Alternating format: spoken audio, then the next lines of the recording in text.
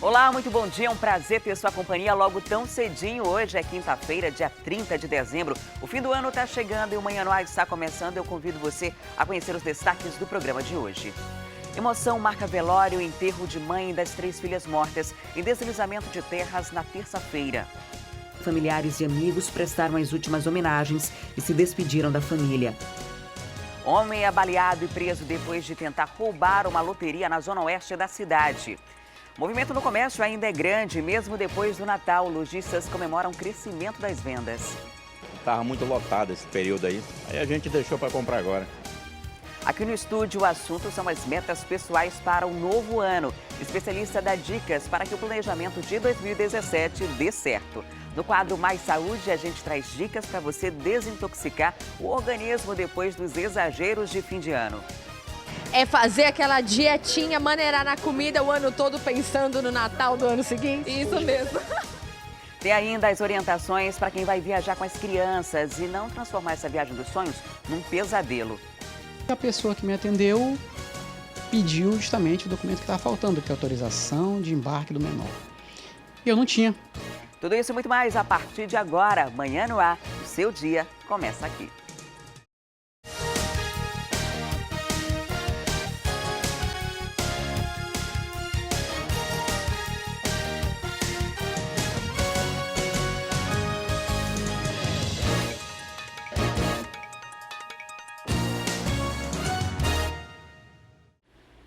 Olá, muito bom dia. São 6h02. Nós estamos ao vivo e você pode participar do Manhã no Ar com a gente. Manda para cá suas sugestões de reportagem, denúncias flagrantes. É só enviar uma mensagem de áudio ou vídeo para o nosso WhatsApp. Anota aí, 992258767. Eu já acelerei, hoje ainda não é dia 30, ainda é dia 29. E você pode entrar na nossa página no Facebook e interagir com a gente por lá, deixar o seu recadinho. A gente começa esta edição falando das famílias nas áreas atingidas pelo deslizamento de terra no bairro Grande Vitória, que estão abrigadas em uma igreja. Enquanto não recebem ajuda do poder público, elas retornam ao local para tentar recuperar o pouco que restou. Um dia depois de ter a casa derrubada pelo barranco, Dona Keila voltou ao local para contabilizar as perdas. Na hora em que o barro caiu, ela estava dentro de casa. O marido foi quem viu tudo. Por último, eu tirei ela, né? O rapaz se imprensou, a moça também se imprensou e ela ficou por debaixo das coisas aí. Que graças a Deus tirei ela, né? Mas é muito difícil. É muito triste. Você trabalhar e ver essas coisas, tudo assim. A gente tentar falar com as pessoas não estão nem aí, né? A revolta de Dona Keila é porque várias casas foram retiradas desta área. A Defesa Civil chegou a dizer que a residência dela estava em risco, mas na hora de retirar a família, o discurso mudou. Dizendo que aqui não era perigoso, sua casa é um palácio, que mora gente pior do que a senhora. Eu sei esse barranco aqui, a senhora só faz cortar, parar que não chega aqui na sua casa, não. E olha o que deu. Tirou muita gente aqui. Tirou, a maioria dessas pessoas aqui, tudo saiu. O vizinho e eu, aquele outro vizinho da frente, ficamos. E até hoje nós estamos aqui. Sidivan tem uma casa ao lado do barranco que caiu e soterrou várias casas. Aqui, 4 pessoas morreram. Ele entrou no barraco de madeira para tentar salvar o que sobrou e ainda espera por uma ajuda do município. Nós estamos se mudando para uma igreja que o pastor cedeu para a gente. Nós estamos colocando as nossas coisas agora, né? Porque a Defesa Civil disse que é para a gente fazer a retirada imediatamente. E vocês não têm para onde ir? Nós não temos para onde ir. Até agora, as autoridades competentes não apareceram, então nós fazemos esse apelo, que eles possam olhar pela nossa vida aqui, porque nós estamos uma situação muito difícil. A situação é muito triste mesmo. A gente sabe que muitas dessas áreas foram áreas invadidas, os moradores ocuparam de forma irregular, mas o que a gente está questionando agora é o momento, né? O momento de preservar as vidas para impedir que mais pessoas percam a vida, como aconteceu depois dessa forte chuva. Os próximos meses serão meses de chuva intensa na nossa cidade, pelo menos até março. Existem várias áreas que precisam de uma atenção que não pode acontecer depois do desastre, ela tem que ser antes, tem que ir no local, identificar as áreas de risco e fazer o possível para tirar essas essas pessoas, pelo menos que provisoriamente, dessas áreas, para que não tenha tantos prejuízos e tanto risco à vida como tem acontecido em várias áreas. E amigos e familiares se despediram ontem da mãe e das filhas que morreram soterradas no bairro Nova Vitória. Os 2 irmãos que sobreviveram à tragédia estão abrigados na casa de parentes. O velório das irmãs Samile, de 14 anos, Samiele, de 10 anos, e Samila, de 8, e o da mãe delas, a dona Maria Socorro Protássio, em uma igreja evangélica na rua T1, no bairro da Compensa, zona oeste da cidade. As 4 morreram soterradas no deslizamento no bairro Nova Vitória, na zona leste, durante a forte chuva que atingiu Manaus. Familiares e amigos prestaram as últimas homenagens e se despediram da família. Os 2 irmãos sobreviventes estão abrigados na casa de familiares e vão receber apoio psicológico. E muitas famílias tentam recomeçar do zero após essa tragédia. No posto montado para atender os desabrigados, cerca de 30 famílias foram cadastradas para receber o aluguel social. E tem gente que diz que nunca recebeu a visita da Defesa Civil para alertar sobre o perigo do lugar onde morava. Ellen veio cedo ao posto montado pela Prefeitura na comunidade 11 de Maio, dentro da colônia Antônia Aleixo, na zona leste de Manaus. Ela abandonou a casa de madeira onde vivia com os 5 filhos, com medo de um desmoronamento. A gente está no flutuante da minha sogra. Ela cedeu lá para a gente ficar um tempo até a gente conseguir, mas eu não vou saber por quanto tempo, né? Se eles vão nos ajudar, vai ficar lá com meu filho, que ele é imperativo, ele pode cair no rio. Como ele já caiu, quase ele morreu, não sei nadar. Então eu estou à mercê do que vão fazer para nos ajudar.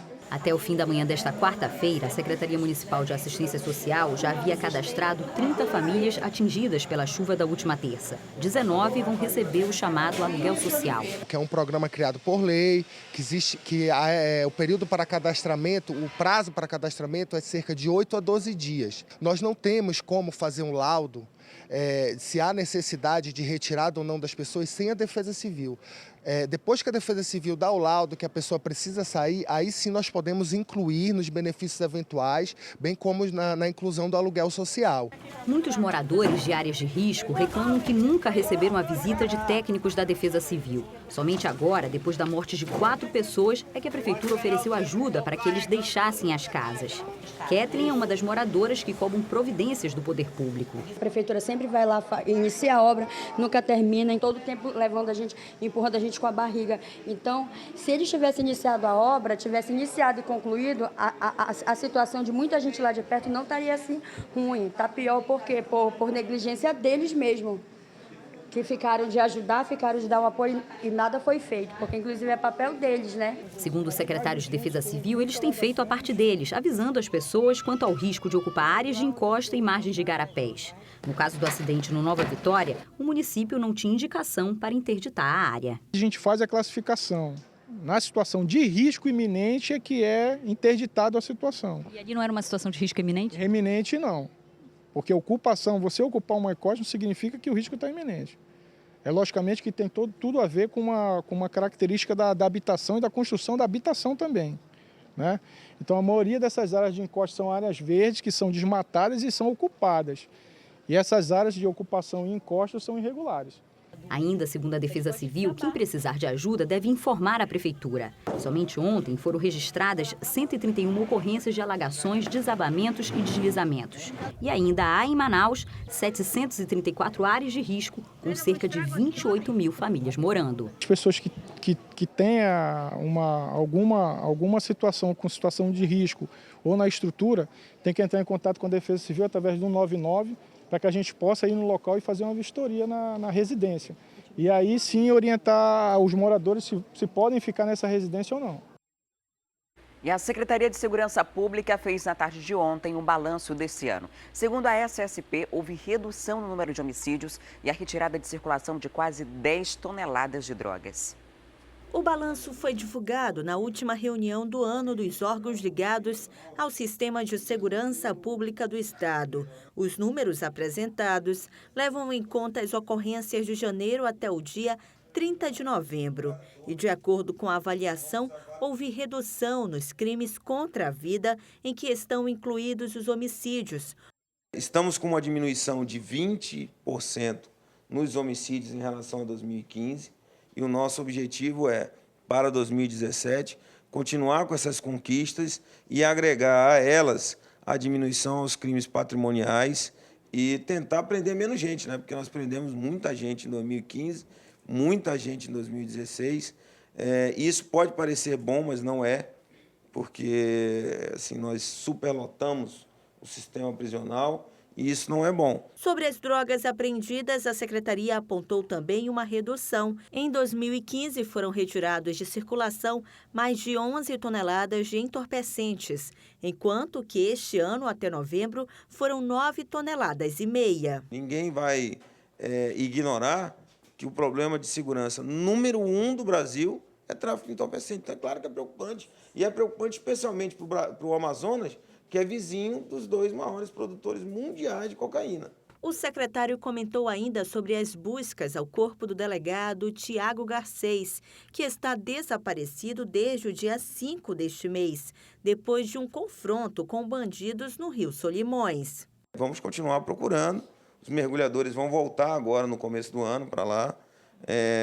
Enfim, vamos procurar enquanto houver a menor possibilidade de encontrar. Também na reunião foi anunciado a criação do Fundo de Segurança Pública e a cobrança de taxas em serviços que antes eram prestados gratuitamente pelo sistema de segurança, como registro de ocorrência em caso de perda de documentos, exame de corpo de delito para fins particulares, exames toxicológicos e antecedentes criminais para concurso e expedição de segunda via da carteira de identidade. É um projeto que está na Assembleia Legislativa, ainda vai ser votado, ele pode ser alterado, valores podem ser diminuídos, taxas podem ser suprimidas, o Poder Legislativo é autônomo.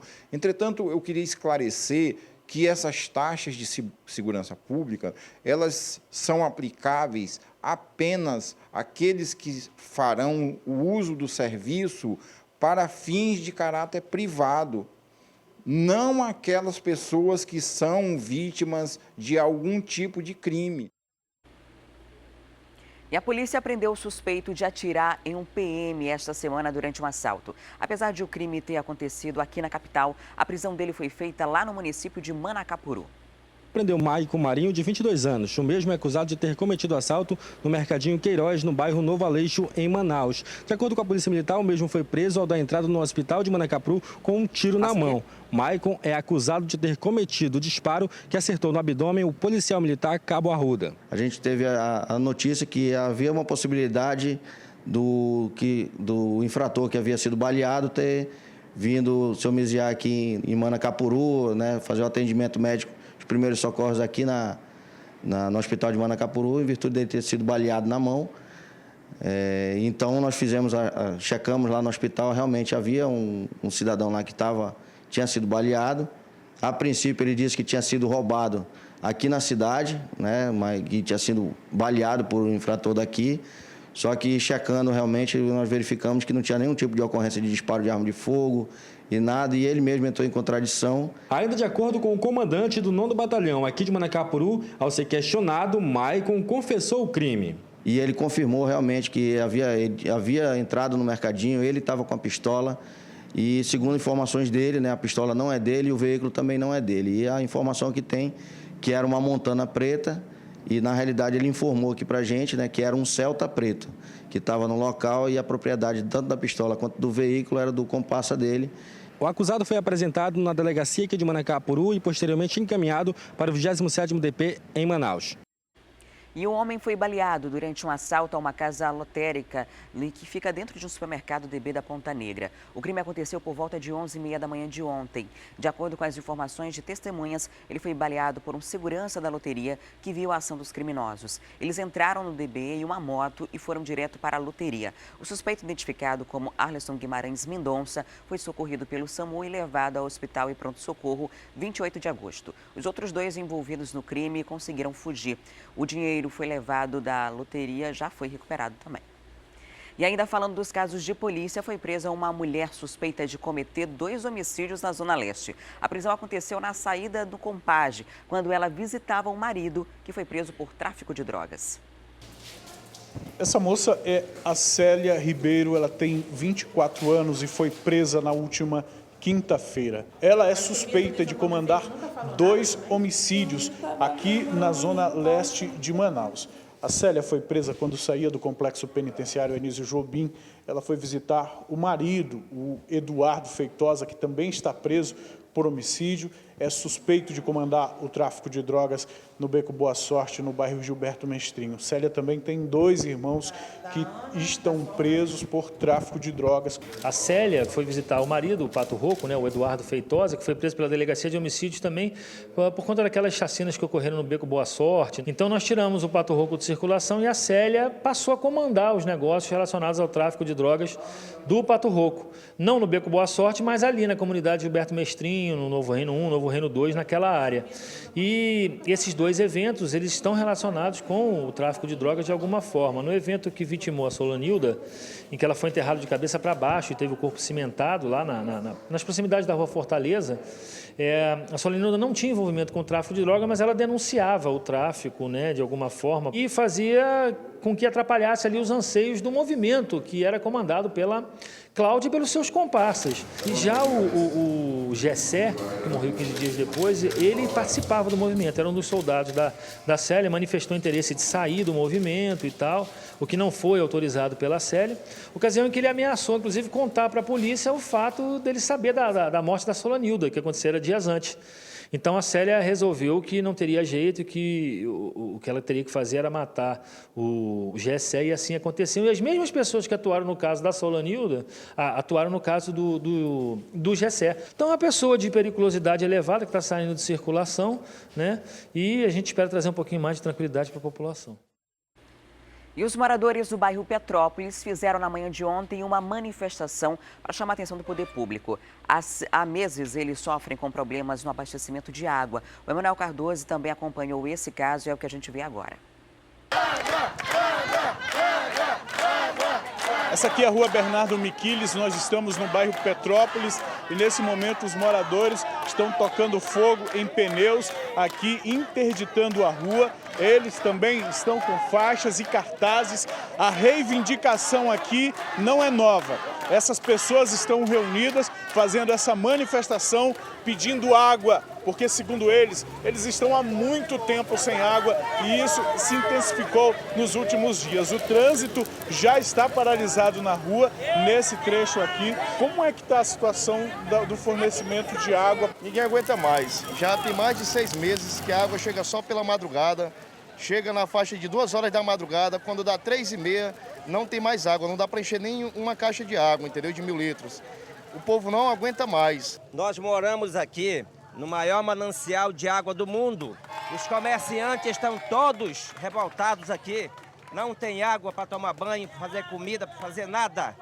A Polícia Militar chegou aqui no local da manifestação para conversar com os moradores, para tentar desobstruir a via. Os moradores insistem na manifestação, eles querem água, querem chamar a atenção do poder público para a situação deles aqui nessa área do bairro de Petrópolis, na zona sul de Manaus.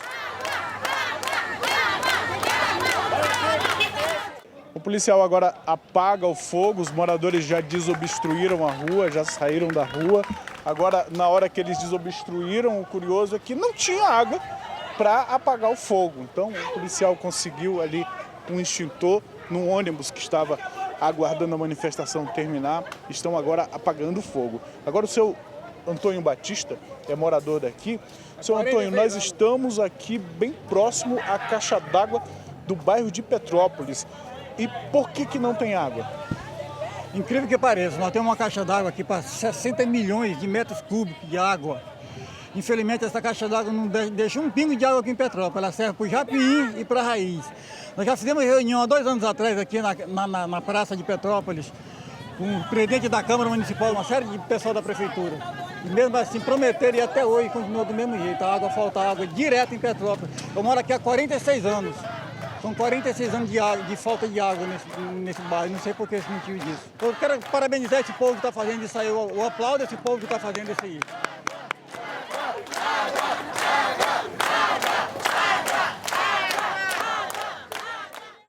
A Manaus Ambiental informa que uma equipe técnica foi deslocada para realizar o serviço de manutenção corretiva na tubulação da rua Coronel Conrado, no bairro de Petrópolis. A empresa foi acionada para corrigir os danos ocasionados pela obra de drenagem realizada no local, que não é de responsabilidade da empresa.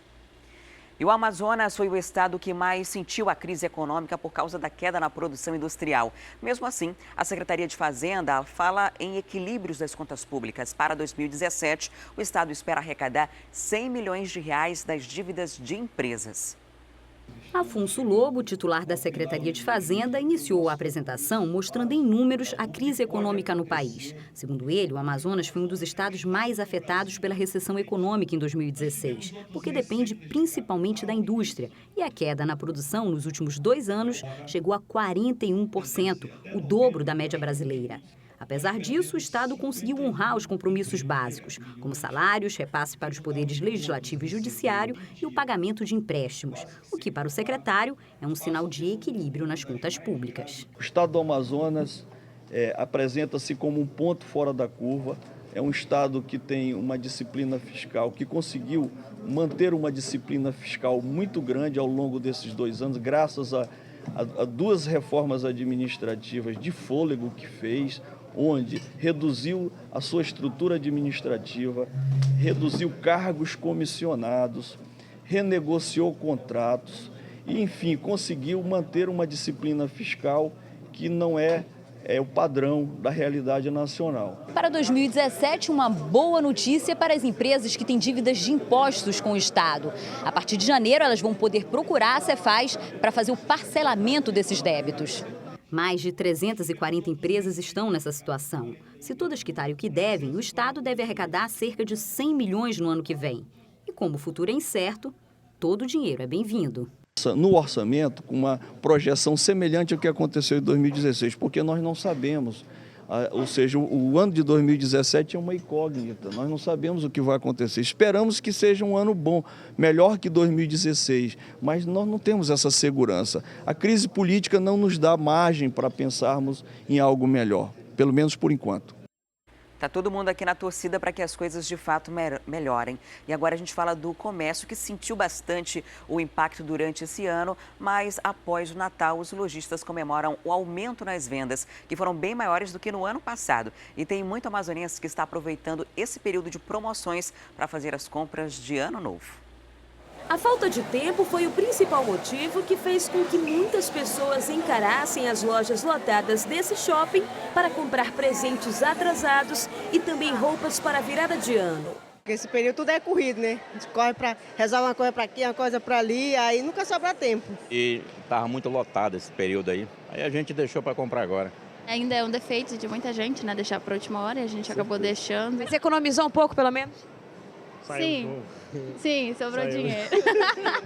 Quem antecipou as compras, mas lembrou de algum presente que faltou, também veio e sentiu a diferença no movimento. Vim comprar roupa do ano novo, que não tinha, e completar o resto da ceia. O que a senhora achou? Um movimento menor. Para muitos consumidores, as compras de última hora são mais lucrativas por causa das promoções e da queima de estoques. Essa gerente de loja explica que as vendas desse mês de dezembro superaram a do ano passado. E as estratégias para atrair o público são as mesmas, né, Jéssica? É a promoção que a gente sempre procura ter algumas peças em promoções, né, para chamar os clientes para dentro da loja. A expectativa dos lojistas é que até o último dia do ano as vendas cresçam de 3% a 5% em relação ao mesmo período do ano passado. Assim, o movimento ele tá bom, mesmo pós-Natal.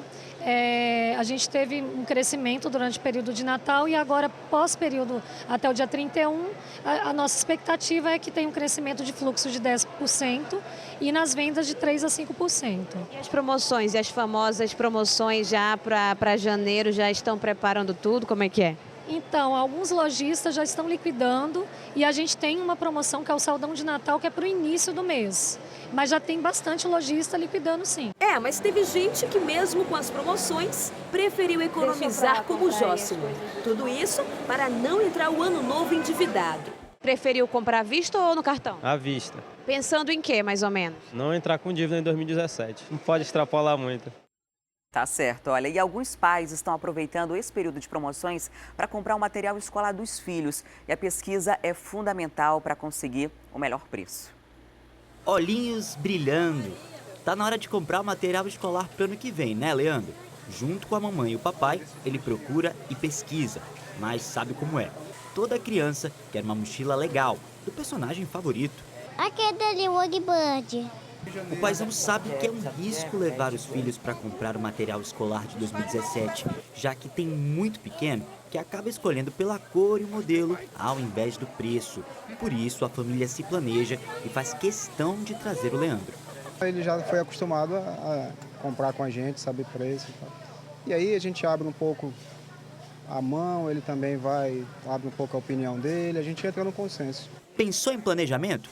Pode chamar o Jonei e a Itelvina. A filhinha de 5 anos vai para o segundo período na escola e a cada ano o preço da lista aumenta.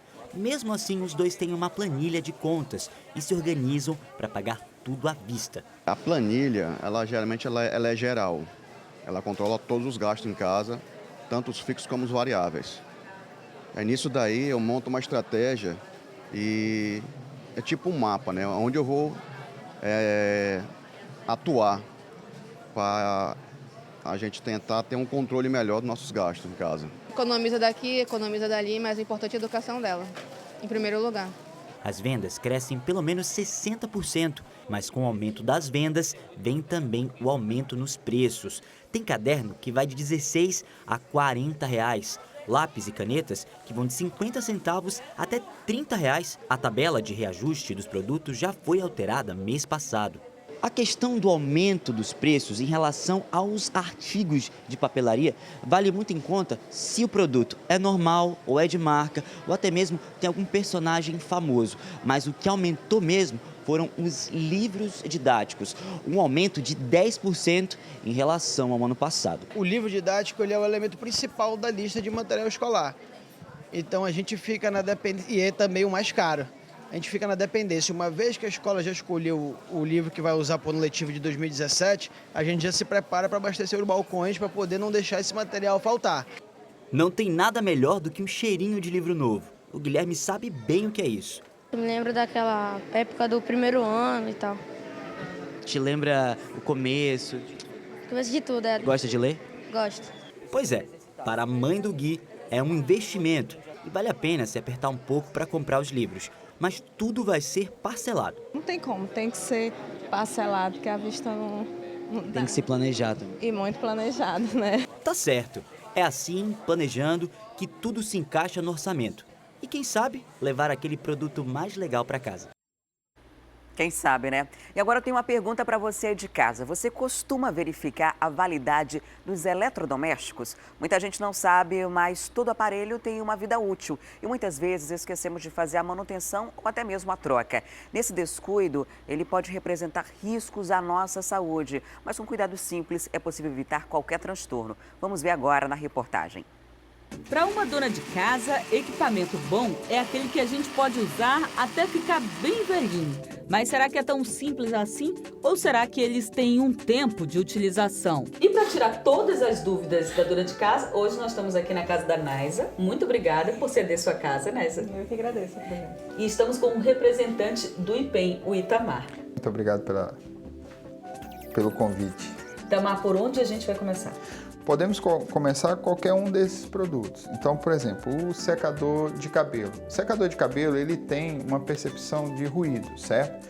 Então, assim, a dona de casa que está utilizando o secador de cabelo, se começou a escutar que ele está com um barulho diferente, desliga ele da tomada e para de usar, leve numa assistência técnica, porque ele pode estar apresentando algum problema. Como é um equipamento que usa energia, é bom a gente evitar de utilizar, até mesmo pelo fato de não tomar um choque, certo? E aí, em referência aos plugs e tomadas, quando você for ligar, toda vez que a senhora for ligar, ou todo mundo for ligar na tomada um equipamento elétrico, faz uma verificação. Se a tomada estiver muito maleável, significa que o fio pode estar quebrando. Então, também evitar, para evitar de tomar uma descarga elétrica. Agora, Anaísa, tem uma dúvida, né? Quando eu estou secando o cabelo, eu sinto um cheirinho de queimado saindo do secador. Isso é um risco? Olha, pode não ser um risco. Você pode estar simplesmente um fio de cabelo que entrou na parte quente e ele está queimando ali naturalmente. Agora a gente vai falar de liquidificador. Como é que a gente deve proceder? As percepções que você tem que ter no copo do liquidificador é em referência a essas borrachas que tem no liquidificador. Por quê? Porque essas borrachas, elas vão, com o passar do tempo, elas vão acumulando bactérias. Então, se ela tiver meio pretinha por dentro, alguma coisa, é bom que se troque ou a borracha ou o copo do liquidificador, a fim de evitar uma infecção, alguma coisa do gênero. Itamar, eu acho que toda dona de casa tem uma dúvida. A gente está ali batendo o creme de cupuaçu e aí, de repente, o liquidificador começa a ter um cheiro de queimado. É preocupante isso? Não, tem que só ficar atento para que esse cheiro não seja muito forte e contínuo, tá? Porque às vezes quando você coloca uma massa mais densa no liquidificador, o motor que tem parte elétrica, as escovas, elas trabalham com um pouco mais de resistência. Então ela, obviamente, ela vai soltar um certo cheiro ali, mas que não é preocupante. Aqui a gente tem uma chapinha de cabelo, né? Muito utilizada pelas mulheres. Nesse caso, quais os cuidados que a gente deve ter, Itamar? A chapinha, ele tem que ter um cuidado específico na parte elétrica e também tem um cuidado de manuseio, porque essas cerâmicas, elas aquecem e pode, de repente, a pessoa com mau uso, fazer uma queimadura em seus dedos ou mãos em função de estar utilizando ela. Então, o manuseio é sempre com muito cuidado e cautela e a percepção, se tiver algum cheiro de plástico queimando, alguma fumacinha saindo ou algum instalado da fiação, imediatamente desligar da tomada, que é o mais seguro a fazer. Bom, mas temos também outros equipamentos que a dona de casa deve estar atenta. Então, por exemplo, o registro de gás, ele tem uma validadezinha. Esse aqui está válido até 2017. Então, é sempre bom porque a gente vê mangueira e registro tem periodicidade de validade de 5 anos. Com esses cuidados, você vai ter uma casa muito mais segura. E agora a gente faz um breve intervalo e volta daqui a pouco trazendo as novidades do trânsito na cidade com imagens exclusivas do RC Cop. Tem ainda dicas de saúde para você que exagerou nas festas de fim de ano. A gente vai trazer dicas para desintoxicação. E você, já preparou suas metas para 2017? A gente vai te ajudar nisso, então não sai daí, é um instante só.